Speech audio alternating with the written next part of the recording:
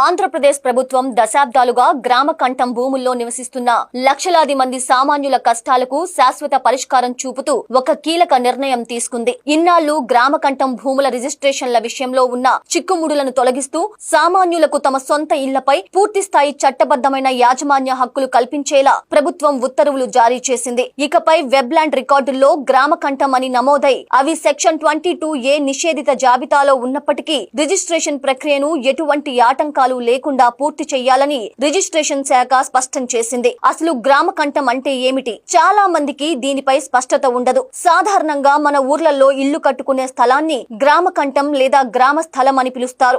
ఊరి మధ్యలో ఉండే ఇళ్లు, వాటి చుట్టూ ఉన్న ఖాళీ స్థలాలు, వీధులు అన్ని దీని కిందకే వస్తాయి. పూర్వీకుల నుంచి వస్తున్న ఈ స్థలాలలోనే ప్రజలు తరతరాలుగా ఉంటున్నారు. సాంకేతికంగా ఇవి ప్రభుత్వ స్థలాలు కావటంతో వీటి మీద ప్రభుత్వం ఇచ్చే అధికారిక పట్టా పత్రాలు చాలా మంది దగ్గర ఉండవు. అందుకే ఇన్నాళ్లు ఈ స్థలాల మీద ప్రజలకు పూర్తి హక్కులు ఉండేవి కావు. గతంలో ఈ స్థలాలు ప్రభుత్వ రికార్డుల్లో ఉండటం వల్ల తమ సొంత ఇంటిని అమ్ముకోవాలన్నా లేదా బ్యాంకుల్లో లోన్ తీసుకోవాలన్నా సామాన్యులు చాలా ఇబ్బంది పడేవారు. ఇది మా ఇల్లు అని చెప్పటానికి ప్రభుత్వం నుంచి సరైన పత్రాలు లేకపోవటంతో రిజిస్ట్రేషన్లు ఆగిపోయేవి. కానీ ఇప్పుడు ప్రభుత్వం తీసుకున్న ఈ నిర్ణయంతో గ్రామ కంఠం స్థలాల్లో ఉన్న ఇళ్లకు కూడా పక్కా రిజిస్ట్రేషన్ చేసే అవకాశం కలిగింది. దీని వల్ల ఆ ఇల్లు లేదా స్థలం మీ పేరు మీద అధికారికంగా నమోదవుతుంది. రిజిస్ట్రేషన్ ప్రక్రియను సులభతరం చేసేందుకు ప్రభుత్వం కొన్ని ముఖ్యమైన సడలింపులు కూడా ఇచ్చింది. పాత ఇళ్లకు లింక్ డాక్యుమెంట్లు లేకపోయినా స్థానిక సంస్థలు ఇచ్చిన ఇంటి పన్ను రసీదు లేక పట్టణాల్లో ఖాళీ స్థల పన్ను రసీదును